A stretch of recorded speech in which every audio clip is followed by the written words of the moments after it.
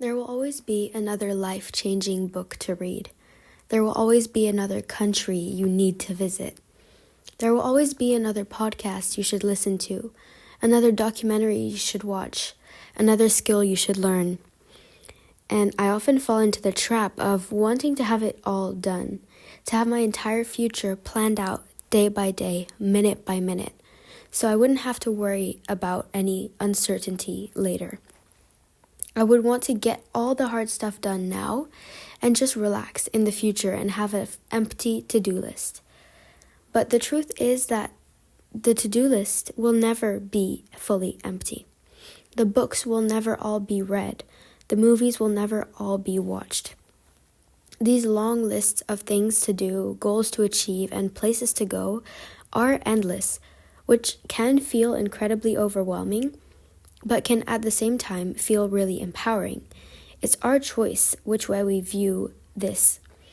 New trends and new ideals will always be coming out, and so it would be impossible and unrealistic to expect ourselves to keep up with all the content and all the new opinions out there.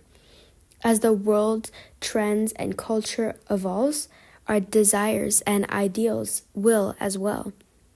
There's no way to get everything done right now because what we want to get done will change with time.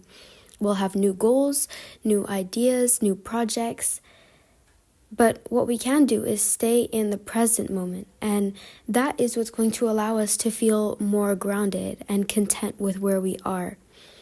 A lot of us have this mindset where we want everything to be done so that we don't have to do anything hard later. But if you stop and think about it, wouldn't a life where everything is already done for you be so incredibly boring? No challenges and therefore no achievements. No struggle and therefore no pride. No difficulty and therefore no joy. Because true joy often lies in the overcoming of obstacles and then the pride that we feel afterwards. There's this interesting concept that I recently learned about called the arrival fallacy, which is that when you're in the process of trying to complete a goal, you picture the end result to bring much more joy than it actually does. And then when you finally achieve that goal, it can still be a wonderful experience and you can still feel a lot of pride, but that feeling will probably die out faster than you would have expected it to, or it would just be less intense than what you expected. Imagine if everything was done already and we had no obligations, no tasks, nothing that we had to do. Then we would just be going through life without any sense of purpose, without any ups and downs, and therefore no true substantial joy. If everything was already done for us, we would just be acting as robots, following a predetermined schedule and lacking the adventurous spirit and the unexpectedness of life that makes us up as humans. The balance lies in accepting the fact that everything can't all be done. The to-do list of life will never be fully completed and empty. And we can choose to see that as a burden, but we can also choose to see that as a relief, because it is a relief that we don't have to do everything and we don't have to put that enormous pressure on ourselves to complete everything. And instead, we can choose and pick what matters to us most and what actions are really worth our time. Instead of chasing this impossible ideal of having finished everything, we can focus on the present moment and try to fill today with joy. We can't control the past, and we can't control the future either. What we can control is this moment right now. We can focus on starting to notice the little and mundane beauties in our surroundings that are already there. We can take a break from work, go outside and feel gratitude for all the good things there are in the world. The beautiful sky above us, the little plants growing in the cracks of the pavements, the freshness of the air on our skin. I think this sense of always wanting to go a step further to achieve perfection, whether that perfection is determined by us or by external factors, comes from the misconceptions that achievements, things, and positions bring us joy. And I think this is partly due to the fact that we tie our worth so much to these things and to these positions. Maybe you think you're only good enough if you have a certain amount of money, for example. This is actually an interesting topic because I think to a certain extent, money buys happiness up to a certain level.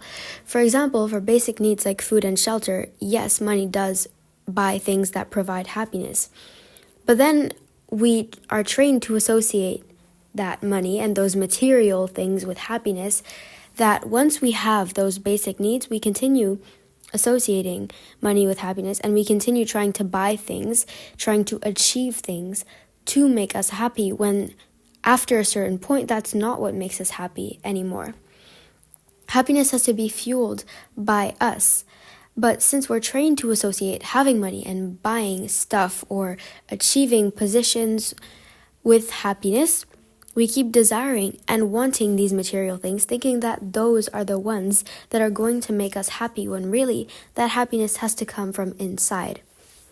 The material objects or the important events like weddings, parties, birthdays, promotions, the special days and all the special objects in our life only really make up 1% of our days that we look forward to. And as one of my favorite content creators, Unjaded Jade, beautifully phrased, wouldn't it be sad if we only allowed us to experience joy 1% of the time? Limiting ourselves to just feeling joy 4 days of the year would be cruel to ourselves. And that's why, once this episode is done, I invite you to embark on a journey to start observing and noticing the little things that you often take for granted and ignore, but that can really inspire just a little bit of gratitude from within you. Sometimes it's easier than other times to come up with these things that we're grateful for. For example, in times where everything seems to be going wrong and nothing particularly noteworthy happened on that day. But I think those moments where we're feeling down and hopeless are the moments where gratitude is the most important, because that gratitude is what will actually lift us back into a state of more appreciation and positivity and help us to cultivate a more open mindset. And I want to make a clear distinction between this and toxic positivity. Toxic positivity is when you're going to avoid and suppress your negative emotions or experiences to try to be more positive. So you might feel guilty for feeling sad, and you're going to keep thinking these artificial positive thoughts to try to get you through a negative experience and reject your negative emotions in the process. But that is also not a healthy state to be in, because you're just hiding these negative emotions and pushing them under the carpet, and eventually they'll resurface. I think the best way to deal with negative experience is not to hide them and to completely ignore them. You should feel the feelings of the negative experiences, but then realize that isn't the end of the world, and that there are lots of other beautiful things, lots of other opportunities that are going to come your way. The way you perceive the world, the way you describe your surroundings, the way you deal with challenging situations or celebrate happy ones, all comes down to one thing. Why do you think some people seem to have everything that you could possibly desire? A beautiful family, a large house, a high-paying job, but they're still miserable, while others are living off of almost nothing and have almost zero belongings, but can be the happiest people on the planet. The difference between these two people boils down to one thing: their mindset. And while your mindset is influenced by the way you are raised, the environment, and the people you spend time with, your mindset is ultimately your choice. You can choose to see a setback as an opportunity or as another reason to be in a gloomy mood. You can choose to see a loss as a lack of something or as room for something new. Something that really helps with reframing your mindset is meditation, because when you're just sitting there with your thoughts, you really get a chance to observe them and then see what you want to change about them. You let go of the thoughts that don't serve you and start to build more encouraging, uplifting thoughts that are going to help you achieve your goals and achieve the mindset that will support you the best. We often think that our thoughts are things that we can't control, things that just pop into our minds and that we have no control over. But we have a choice in what we think, and this choice is actually quite empowering. Fostering a more optimistic mindset definitely takes time. It's not like after you listen to this episode, it's going to change immediately. It's a lifelong journey, but doing so will allow you to find glimpses of joy in even the most mundane moments.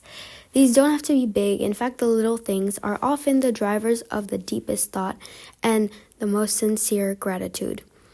For me right now, I'm really grateful for the warmth in my room, for all the books I have at my disposition to pick up and read anytime, for the fact that it's raining now, because that means tomorrow when I go outside, the air will smell fresh and clean. Another thing that I found to be helpful is going on walks without listening to any music or to a podcast, because that really allows you to use all your senses to be completely immersed in your environment and to really take in the world around you. A fact that I found interesting is how your thoughts really create your reality.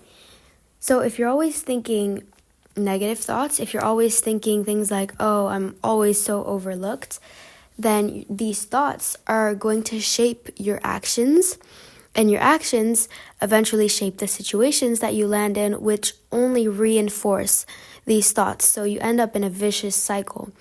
And what you can control, what's basically at the root of this cycle, is your mindset and your thoughts. So if you're able to change these thoughts that you're having, these negative thoughts, then you can eventually change your reality to support more positive thoughts. If you take one thing away from this episode, just remember that happiness comes down to your mindset and that your mindset is your choice.